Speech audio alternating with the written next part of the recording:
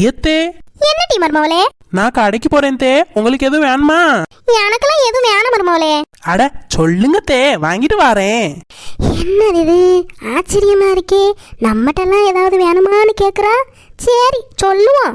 என்ன தே? அது வந்து அட சொல்லுங்க தே. அது ஒண்ணும் இல்ல மருமவளே, நம்ம முக்கு கடையில புதுசா ஏதோ பாம்பே ஜிலேபி போட்டிருக்கானா. அந்த ஜிலேபி 1 கிலோ 350 ரூபான்னு சொன்னா. ஆனா அந்த தெரு முக்குக்கு போறதுக்குள்ளயுமே அவன் ஜிலேபி அந்த வாசனை அடிக்குது.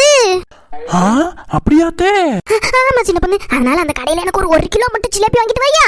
அட என்னங்க தே, நீங்க கேட்டு வாங்கிட்டு வராம இருப்பேனா? சரி மருமவளே.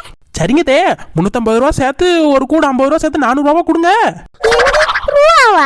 ஆமா தே, உங்களுக்கு வாங்கினா நீங்க தானே ரூபா தரணும். எனக்குலாம் ஒண்ணு வேணாம். ரூபா கேட்டோடனே தாய் கிழவி எப்படி ஓடுறான்னு பாரு. காலம் போன வயசுல ஜிலேபி கேக்குதோ.